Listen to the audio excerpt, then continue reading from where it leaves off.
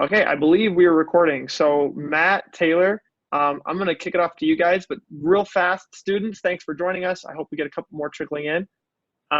If you have any questions for equity methods, we've got Matt Gaberson and Taylor Jensen here. We're super happy to have them jump on. If you have any questions while they're presenting, please use the chat. Feel free to put anything that you like, any questions you might have, so they can answer them afterward. And then if we have time, then I know they're going to probably open it up to some more just vocal conversational questions as well. So with that, Matt, are you going to kick us off? Yeah, we'll do. Great. Yeah, thanks. And thanks everybody for joining us. John mentioned, definitely use the chat as we go here to kind of write in any questions that you might have for us. Want to try to keep it, as informal and helpful for you guys as possible. So, we have slides and agendas and everything like that, but definitely willing to kind of take it in any direction that would be helpful. So just by way of introduction, looks like my slides are moving a little bit slow, but here's just quick kind of background on both myself and Taylor. Probably the most useful information here is just our contact information. So we'll bring this slide up again at the end in case, you want to reach out to us separately to ask any other questions or anything like that after today. But just a little bit of information about us. I mentioned, definitely want to thank everybody for joining. We want to kind of send our best wishes to everybody out there. I know, obviously very interesting times that we're living in, and want to send our best wishes. Obviously, hope everyone's healthy and safe, and even those that are, we know, having classes online or missing graduation ceremonies or things like that, or even just kind of entering the workforce at this point. I'm sure there's plenty of stuff to be scared about. So obviously you want to just kind of give us, we thought we'd probably just touch on kind of where we're at with all of this as well. So our company, Equity Methods, we're based in Scottsdale, Arizona. We'll definitely talk a little bit more just about the company overall as we go. But just from a kind of coronavirus standpoint, our business is pretty largely insulated from impacts. Our clients tend to be, large corporations, and the space that we're in of stock compensation and just kind of the different lines of business that we have are pretty well insulated, and actually, so we're still hiring actively, still looking to grow through this. So definitely kind of want to mention that with all the uncertainty going on, definitely still looking to hire good people. So this session is still very relevant. And so you can see just kind of some agenda for kind of what we're going to do today. Talk about consulting careers just in general, beyond just what it's like at Equity Methods. Then we'll talk about what services we provide, career development, the culture at Equity Methods, what good candidates look for, and then just kind of life in Arizona, since obviously joining Equity Methods, our only office is in Scottsdale, Arizona, so it would require moving to Arizona. So that's kind of the overall agenda. We'll try to keep this to, 30 to 40 minutes and try to leave a little bit of time for some questions that anybody might have at the end open. So yeah, we'll just jump in. So I thought we'd start with just kind of taking a look at the history of the journey of Equity Methods as a company. For context, I've been with the company about 6 years, joined in 2014. Taylor, I would guess you're 4 years or so. That's about right, yeah. So we would be all in this gray box on the far right, is our history. But going back to kind of the origins, so Equity Methods was actually founded kind of within like a hedge fund investment research type company, but the real company of Equity Methods was born in 2002. This is, you can see FAS 123R is mentioned, which is ASC 718, and that's kind of the accounting guidance that governs most of what we do. It talks about stock compensation. So basically at that time, this was this new change to accounting guidance. Nobody really knew how to handle it. So there was this kind of consulting company in Equity Methods that was formed, very small shop that just kind of helped companies prepare for this new guidance. And so we kind of did this for a few years, had built some software to do financial reporting for stock compensation, which was then purchased by Merrill Lynch in 2006 to kind of, for them to offer to their clients that they were serving. Merrill Lynch then in 2008 is bought by Bank of America, as you might remember. And after a few years of being inside of this Merrill Lynch Bank of America, we had a portion of the business, which was the consulting practice, that was looking to grow quite a bit, but really was kind of limited in terms of how much they were looking to kind of invest into the company. You can imagine this small like consulting firm under this huge umbrella of Bank of America. In those years, we weren't, a big priority to them. And so in 2012, mutually agreed to just kind of spin ourselves out of Bank of America with private equity ownership. And so since 2012, we've been, back to being independent. So we now, for the last 8 years, have been independent. When we spun out, it was about 20 people. We've more than quadrupled since then in the last 8 years. We're pretty well over 80 professionals serving, I think actually that number is 37 of the Fortune 100 companies now. So yeah, quite a journey, definitely growing quite a bit, especially within the last 8 years. So I'll turn it over to Taylor to just kind of talk about consulting careers in general and what makes them unique. All right, so I'll put on here, try to really, really, really understand what you're signing up for. So what we wanted to talk about is when you first are looking for what you want to do, there's a lot of different ways that you can go with a business or finance or accounting degree. And we kind of split it up into a couple of two main matrices. So the first one is whether you're looking to be in a support type of role or actually be the core product. So if you think of like an Intel chip, the chip itself is the product. So if you're working at Intel, you're going to be there in some sort of support capacity, whether that's like working in their finance or accounting team or the salespeople selling the chips. Those are all support roles. Contrasted to, say, a barber, where you would actually be the product. If somebody goes into the barber shop, the barber is the product providing the haircut. And then another thing is the analytical or people orientation. So if you think about whether or not you like talking to people all day, you want to be out in front of people, or do you see yourself more as kind of doing more analysis, being more behind the scenes, being hunched over a computer all day, kind of just doing your own things. So the next question is, where does some of the finance accounting careers fall in these matrix? So the first one that came to mind for me, I was a finance major, was kind of the financial advisor role. That's kind of what I thought a lot of finance majors did. When you're a financial advisor, you are the product.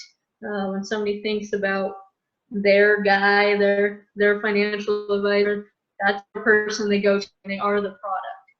But really actually isn't a whole lot of analysis that goes into the financial advisor role. All that analysis and the investment research, that's all done by the main headquarters of the company. So really your job is just talking with people, talking about their goals, and really interacting with people. Contrasted to, say, on the far bottom right corner, there's more analytical roles where you could just be, say, doing the investment research. You really don't talk to people, but doing a lot of analysis.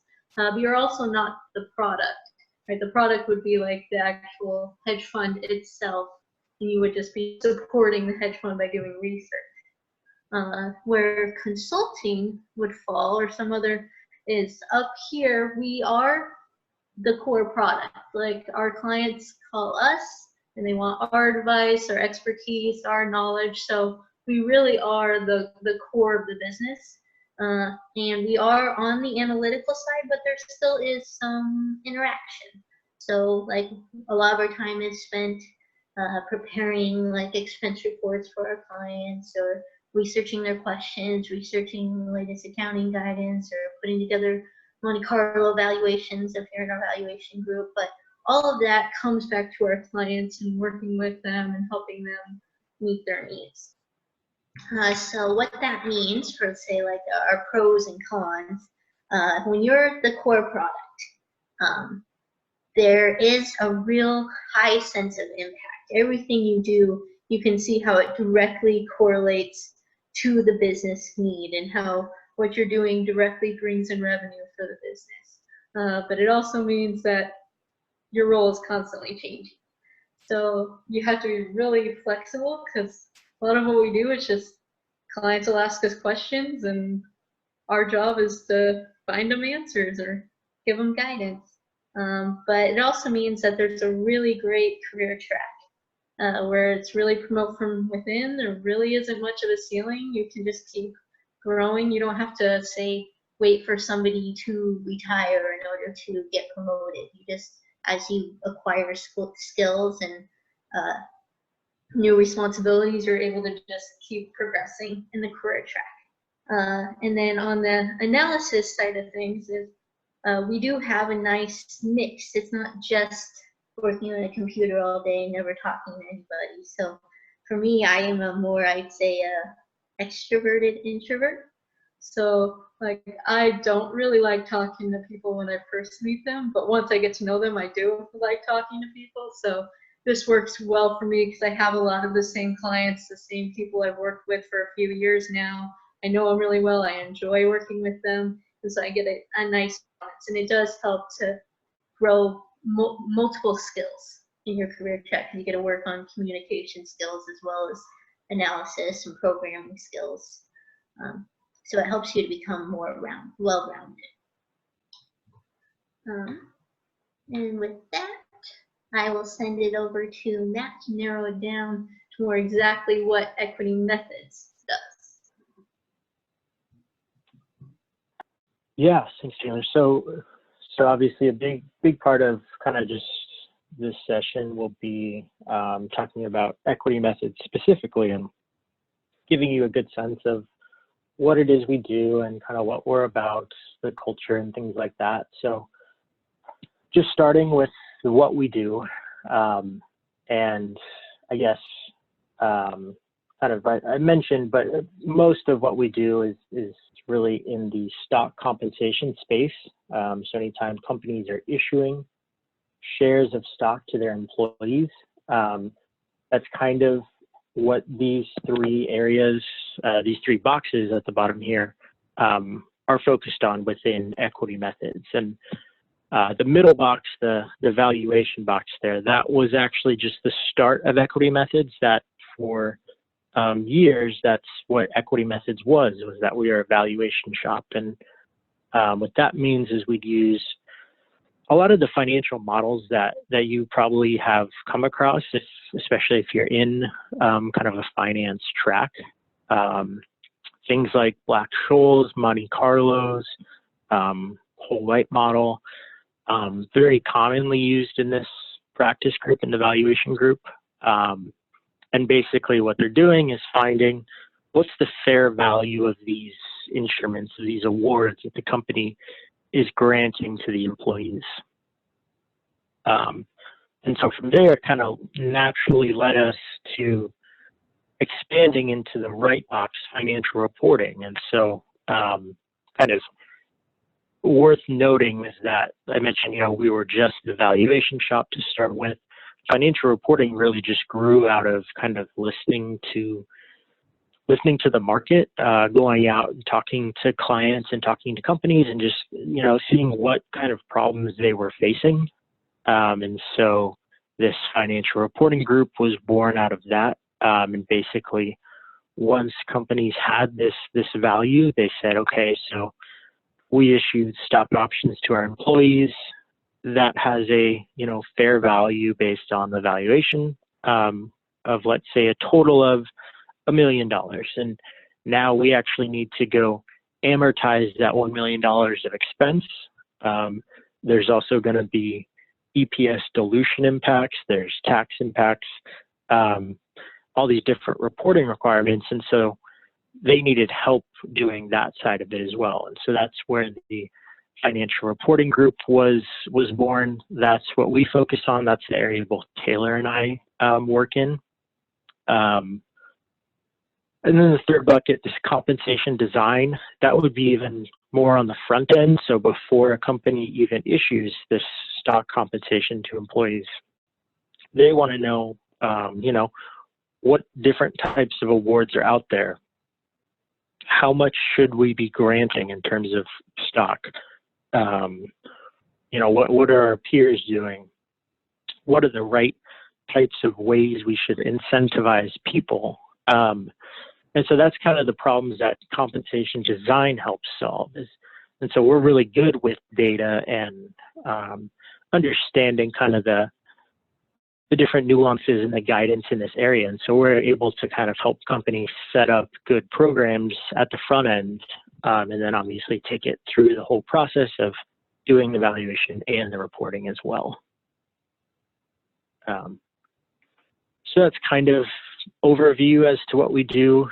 I mentioned, that financial reporting was really just kind of born out of reacting to needs in the market, talking with clients. And so just thought we'd kind of look at that a little bit more and basically just say how, we started with this one particular area of financial reporting, and maybe that started with just calculating the expense for clients. All those things on the right have been even more ways within financial reporting that we just continue to adapt kind of our service model, kind of what we're doing for clients. At the beginning, it was just novel to be able to calculate expense. But now companies are coming up with just more and more unique, challenging, different areas that they're looking for help with. And so we've kind of grown our offering and our expertise with it. And I think kind of the last bullet there is dashboards, visualization. I think that's a big trend probably you'll see everywhere that uses data or works with data. Just trying to, it's no longer now enough to just calculate a number, but you really want to be able to tell a story with it, and one that's easily understandable. And so that's a big kind of focus of where we're at right now.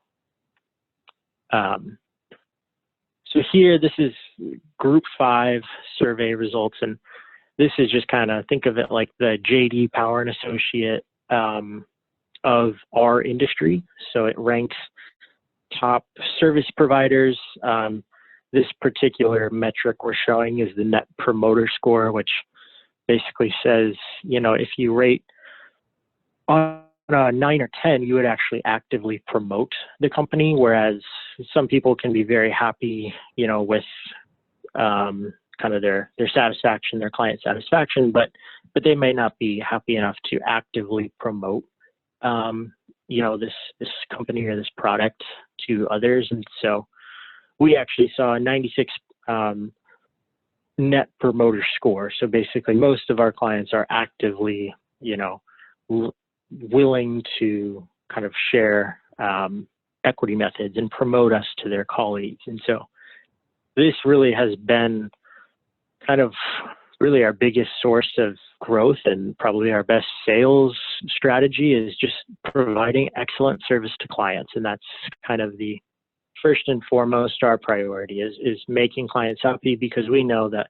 ultimately that's the most sustainable kind of growth prospect for the company overall.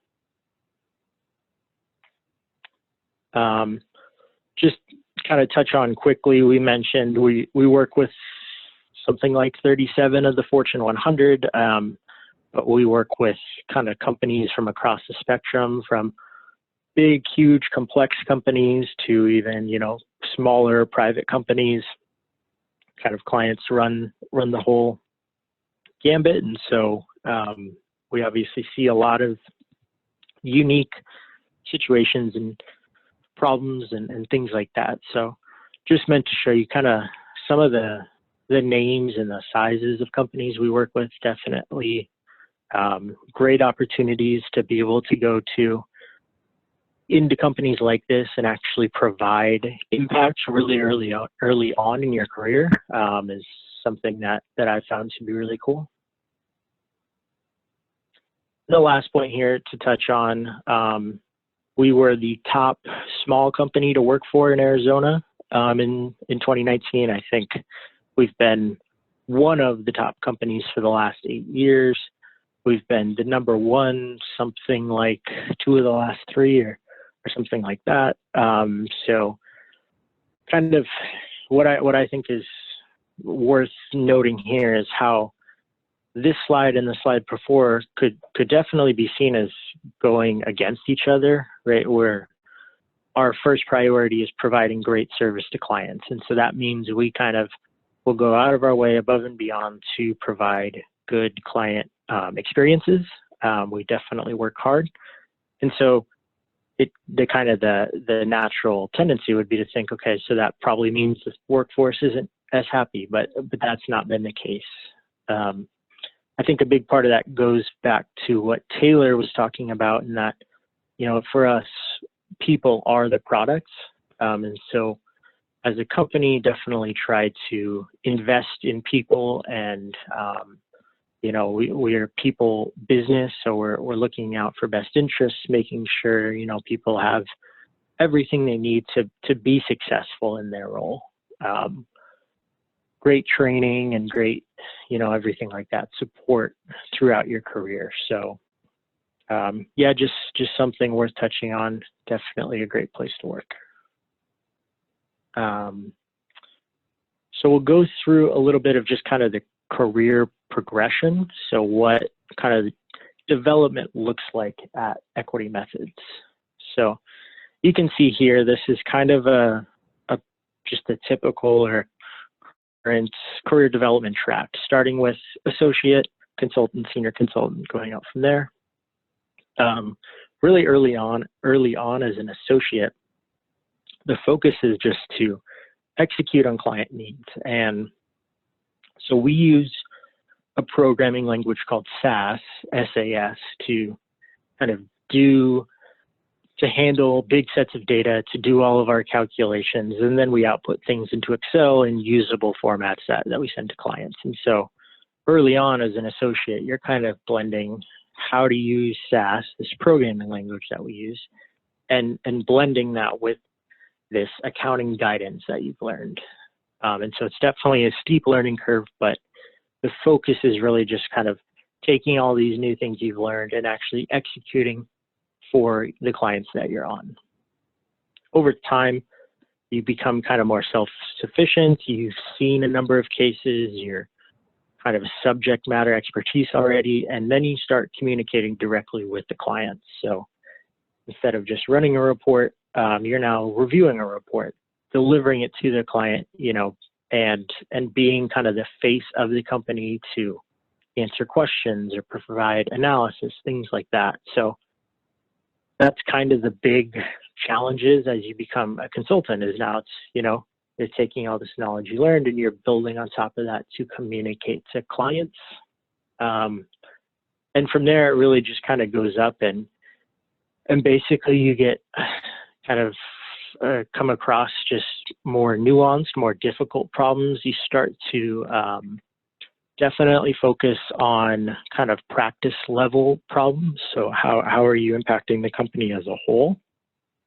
How can you take your experiences and turn it into, maybe it's, you know, a new service innovation, new product that we should be sharing with our clients. Maybe it's building out process so that we can do things more efficiently.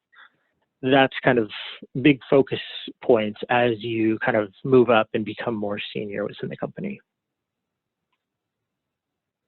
We'll show quick, this would be kind of a current day organization chart. And the biggest thing here is just, to me at least, is how much of a promote from within culture we have. And so you'll see basically everybody, as far up as you want to go, has started as an associate.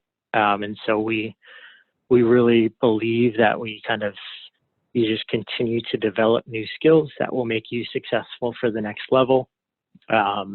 We've just had a couple of kind of senior hires that have helped us get into new business lines, but really it's entirely a promote from within culture. This slide has a lot of text. It's kind of stories of different people at different points in the organization, so you can just kind of see where they started, what they're focusing on, kind of the story as to how they got to where they are and what they're doing in that role. We don't need to go through it all. It's a lot of information, but you know, just kind of shows that there's a lot of different stories and specializations, and so no two roles are the same, even if it's, you know, technically the same kind of spot on this organization chart. So I'll flip it back to Taylor for kind of what we look for in candidates. All right. So basically, we really don't expect anyone to be an expert in stock-based compensation or that SaaS program we use coming in. We believe that we can teach you all of that on the job. It's more just looking for personality traits and your interests that we think would be a good fit. So for example, we really like analytical people who like solving problems. You need to be a quick learner. Also, you need to be flexible and comfortable with ambiguity, because a lot of what we do is just not planned ahead of time. I might think I'm coming into my day planning to do something, and then I'll get a bunch of client questions, and that's what my day turns into, and I'm solving those problems. And so I never really know what exactly my day is going to be. You have to be like eager to want to make an impact and see this direct connection between what you're doing and how it impacts the business. And you're not going to have really a same day every day, or and everybody's career track might be a little bit different. So if you're looking for maybe a more 9-to-5 role, that wouldn't be as good of a fit, because we're definitely have a lot more ambiguous approach. But we do have a really, like Matt mentioned, exposure to a lot of these large publicly traded companies, and so it's really cool coming in to get to interact with these large companies and immediately see how your work impacts the business. And I so far have not seen any ceiling. Like I have tons to learn, tons to grow. I feel like I can just keep moving up in the career track, and who knows, there may be a whole new line of business that doesn't even exist today yet that I could build 10 years from now, and that to me is really exciting. Moving to the next slide. We, like Matt said, like to work hard, and that is core to our business, is producing excellent work. But at the same time, we like to have fun while we're doing it. So we have lots of game nights. We have a pool table and a ping pong table in the office. We play Super Smash Brothers. We've done zip lining up in Flagstaff, done all these different retreats. So it's a very nice, tight-knit tight-knit, fun culture, and it's really a really fun place to work. And with that, I'm going to talk a little bit more about life in Arizona. So I actually moved here from Spokane, Washington, which I think has a pretty similar weather compared to Utah. So in Spokane, I had all 4 seasons. It snowed a lot. So definitely part of the reason why I moved down here was to avoid the snow and avoid driving in the snow. For people who actually like skiing or snowboarding, we do actually have Flagstaff just a couple hours away. I know a lot of people go up there on the weekend to go skiing or snowboard, but you don't have to drive in it, so you don't have to deal with that on your daily commute, which I really like. And there's also a ton of hiking and outdoor activity, and you get kind of this big city feel without, like, the activity wise, there's all the things to do that you get with a big city without feeling super cramped, or the traffic is great here. We have really nice big highways. Going to the next slide, there is really great winter weather here. It's about 60, 70 degrees. I say in Arizona, you have about 9 months of perfect in exchange for 3 months of really hot. But just about everywhere has a pool. Pretty much every apartment complex has a pool, and you just stay inside in the summer, and it's worth it for the 9 months of perfect. We also have tons of festivals, music events, and the Waste Management Phoenix Open is within walking distance of our office, and so that's always a really fun time of the year. And yeah, I like living in Arizona. And with that, I will turn it over to Matt to talk more about the actual opportunities that we're hiring for. Yeah, thanks. So kind of just showing here what all positions we're currently hiring. And we'll have kind of a slide at the end, but all this can be found either on our website or I think they're all posted even on kind of your school, like job postings website as well. Kind of one thing I would mention here is, so you can see we have the financial reporting and valuation listed. I definitely think a lot of times students see those two roles and kind of, if I'm a finance major, I'll apply to valuation. If I'm accounting, I'll apply to financial reporting. I know, like for myself, I'm a finance background, but work in financial reporting, which seems a little bit more accounting focused.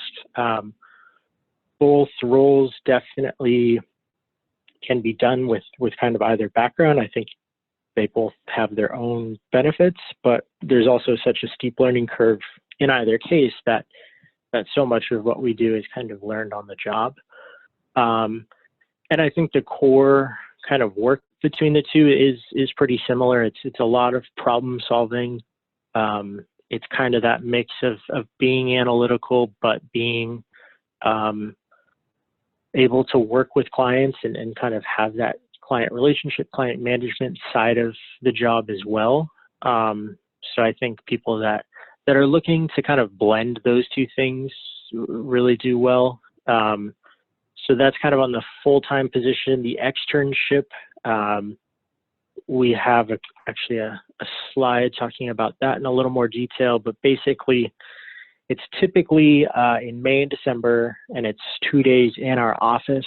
Obviously for this May, that is kind of in the air right now. We're not totally sure how all this will play out, potentially doing it virtually or pushing the date of the externship.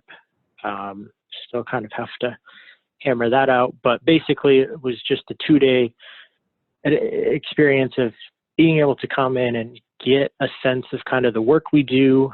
You get exposed to SAS, which is the programming language we use. You get exposed to different kind of problems that we come across, kind of take real situations and problems we solve and try to, maybe narrow it down a little bit so it can be done within a day, but just allows you the ability to kind of see the office, see the work. And then another important aspect is be around the people.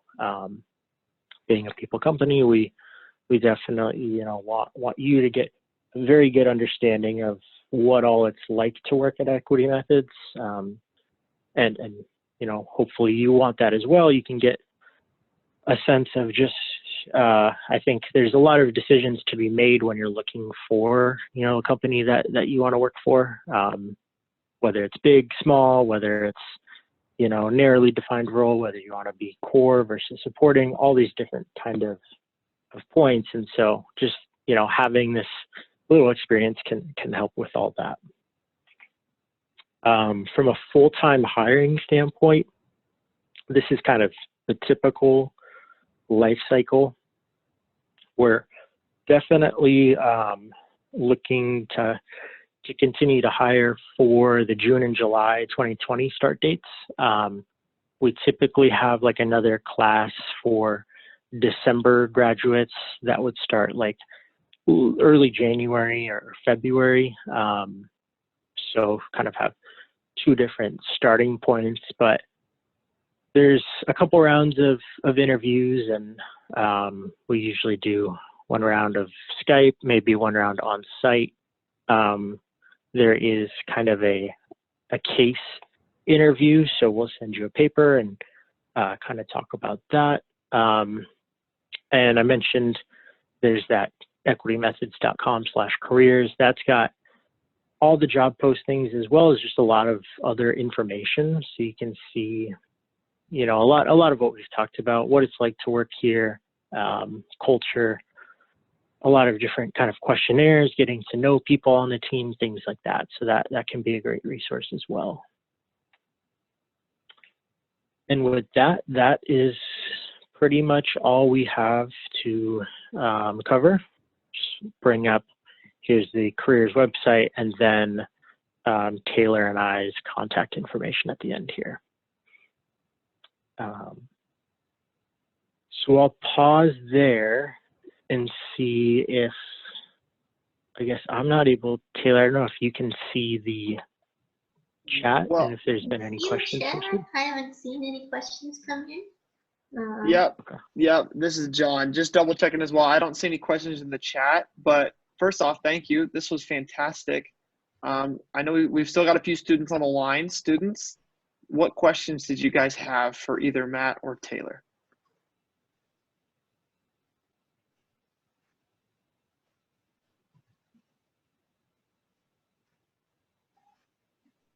Either no one's speaking or you're on mute.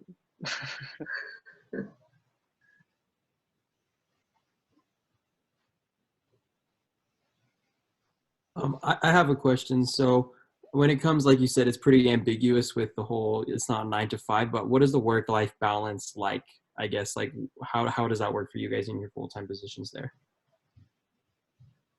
Yeah, definitely a good question. So I guess kind of probably typical of most consulting companies, it's, I would say kind of flexibility is the big word that I think of. So, if a client calls me at 5 o'clock when I was just about to head home, being kind of consulting and being like a face to the client, I don't, just say, oh, well, we'll worry about that tomorrow. It's really more of, okay, when do you need this? How can we get it to you? Things like that. So basically that's just to say flexibility just in terms of kind of hours and seasonality. So our kind of busy times are around reporting cycles. So quarter ends are busy, year end is busy, even month ends are busier than say like middle of the month. So there's definitely kind of ebbs and flows and things like that. I'd say the typical work week for us is about 50 to 55 hours on average. Some weeks, like in the middle of the month, you'll be less. Some weeks, like at quarter ends, you'll be more.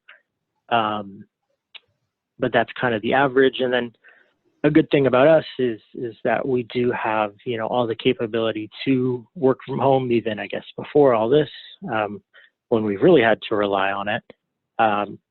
We can do everything kind of virtually. So basically some people will be in the office until, maybe just 5 or 6 o'clock and go home and finish up some work, at night from home. And so there's a lot of flexibility in that sense. So I think everybody's, work-life balance or how they want to structure that is different. And it's definitely kind of comes down to preference and what you want. But that's kind of how I think about it. Thank you. And I'll just add, definitely there's also on the good side of that, well, we might have to work later sometimes based on client needs. That also means that we get to structure our day how we want to for the most part, usually like within reason, within normal business hours, but no one's going to say you have to be logged in exactly at 8 a.m. and then log out at this time for your lunch. It's just what makes sense for what needs to get done that day. And so I found that to be one of my favorite things about working here.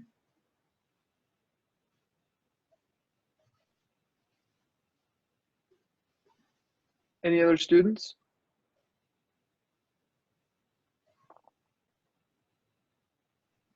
Well, Matt, Taylor, you might be let off the hook a little bit on the easy end for that today.